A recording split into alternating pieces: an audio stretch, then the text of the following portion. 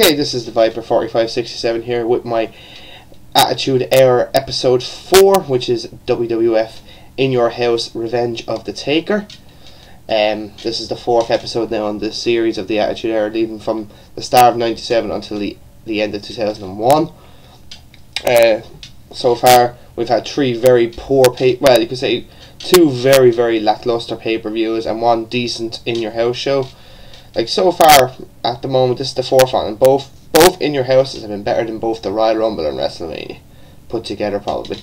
So, it kind of goes to show how WWF did do pay-per-views during the Attitude Era. Not many of them were very good.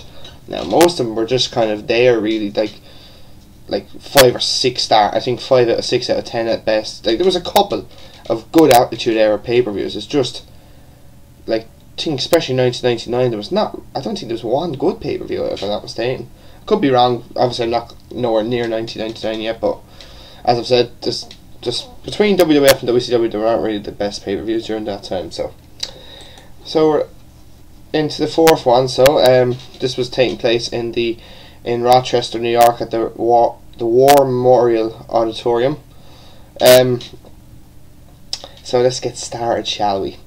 The Legion of Doom defeat Owen, Hart and the British Bulldog by disqualification in what was a kind of a terrible opening match, if I'm being completely and utterly honest.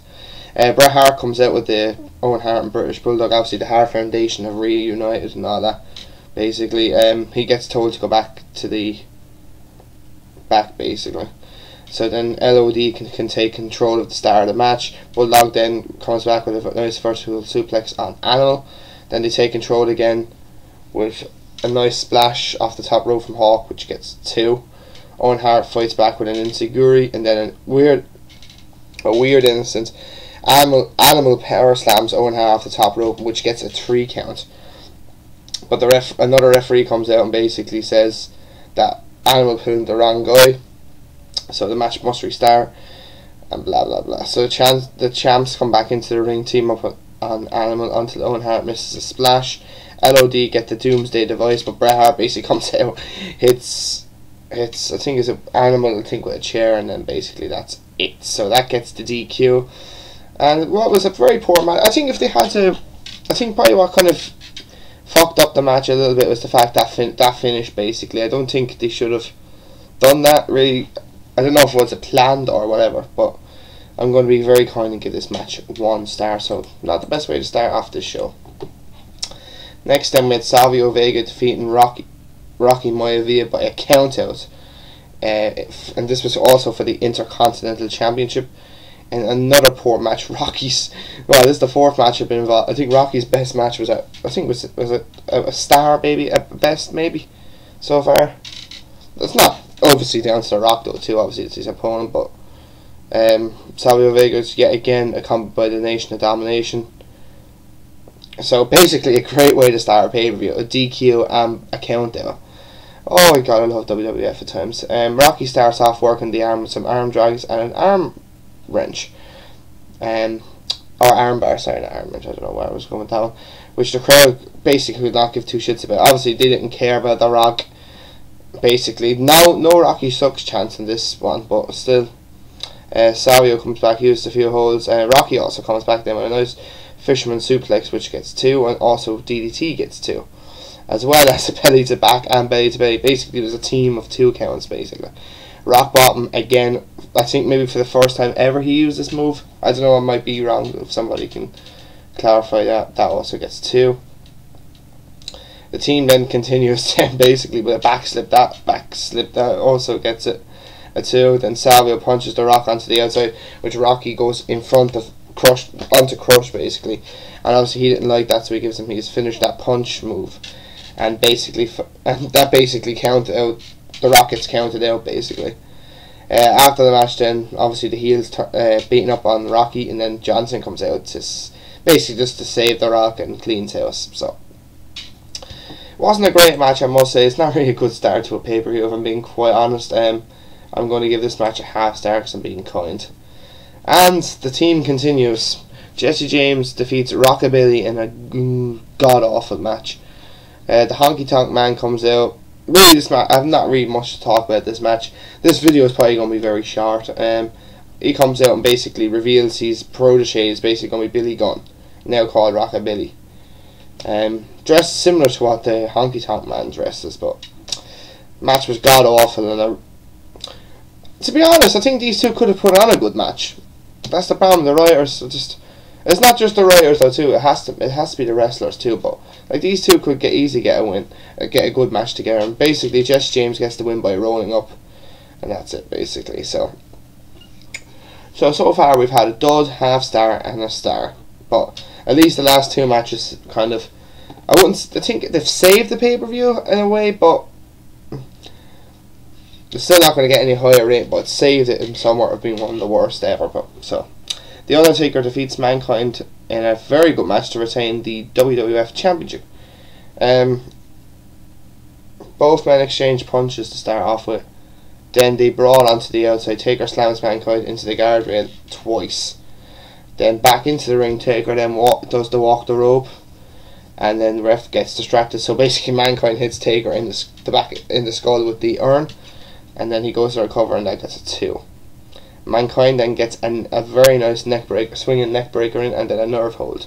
Then they get back, brawl onto the outside again. Mankind basically hits Taker with a glass jug of water, basically right into the face. Fucking lovely. He also uses a steel chair as well. Mankind then does an elbow off the apron of the ring onto the Undertaker. Then back inside the ring, Mankind gets a pile driver for 2, and then goes for another one. And then this time he doesn't go for a pin, which was kind of weird. You'd think he'd go for another pin, but Taker comes back then with a flying clothesline. Then referee gets knocked out. Mankind gets the man claw, and basically another ref comes out, and basically Mankind just fucking throws him out of the ring, which was, I don't know, maybe because the fact is that the referee was bumped, maybe, or something. I don't know. It's a weird moment. Paul Bearer then gives Mankind a chair, but instead Mankind goes out of the ring and gets the steel steps, which kind of funny in a way. Taker dropkicks the stairs into the face of Mankind. Shall we? And then a lovely chair shot from Taker then to Mankind. Mankind's on the apron of the ring, and Taker basically just grabs it and just launches the steps at Mankind. He goes flying then into the fucking. He goes through the Spanish announce table, which was fucking awesome. They're back into this ring. Taker gets a 2 from a choke slam, and then the match is wrapped up thanks to a tombstone pile driver, which was a very good match. I really enjoyed it. Then after the match, then Mankind tries to basically do what he done to the Undertaker beforehand, is which he burnt his face with fireball. But Taker basically just gets revenge, but instead of burning Mankind, he burns Paul Bearer. So this is probably where Kane's kind of this whole storyline with Kane came out of. Because I'm just thinking that myself, because we don't see Paul Bearer then, I don't think, for a while. And that's obviously when he died, when he comes back with that god awful fucking dyed hair. So overall, a fantastic match, and I'm going to give this 3.5 stars. So next, the main event: Stone Cold Steve Austin defeats Bret Hart by disqualification in a number 1 contenders match for the WWF title at the next pay-per-view, which is obviously in your house, Cold Day in Hell. So, well, another great match between these two. Obviously not as good as WrestleMania, but still, I don't think these two have ever had a bad match. Really, really good match. I fucking enjoyed it, I must say. Like, Stone Cold is not a wrestler. He's more of a brawler than a wrestler. And yet, this match wasn't a street fight or submission where there's no disqualification. This match was a wrestling match. No DQ. If anyone had hit anything with chairs, it would have been a disqualification. So, like, it just shows they don't have to have hardcore matches to have a good match. So, basically starts off with a brawl. Austin gets the upper hand when up an axe handle from the apron of the ring. Austin then throws Bret into the steel steps. He does this then a couple more times. Excuse me.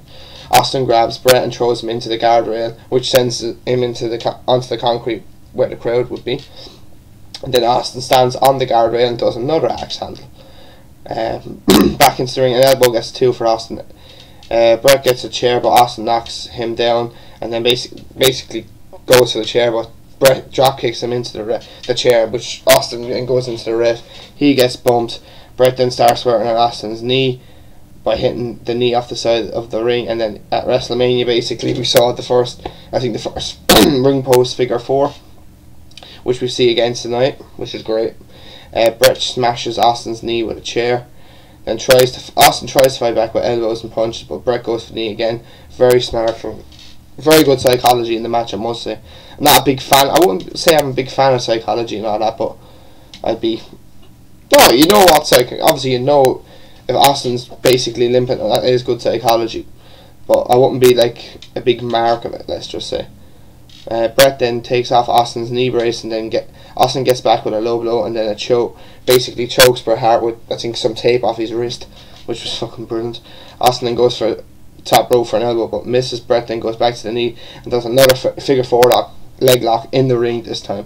But Austin reversed it into kind of a modified Indian deadlock, and then both go on to the outside. Austin and Bret goes for the figure four again, but Austin then reversed it into a clothesline from the apron of the ring.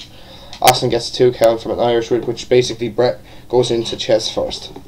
Bret then gets a low blow and then a suplex, and then goes to the sharpshooter, but Austin counters by hitting Bret with his knee brace, which was absolutely brilliant.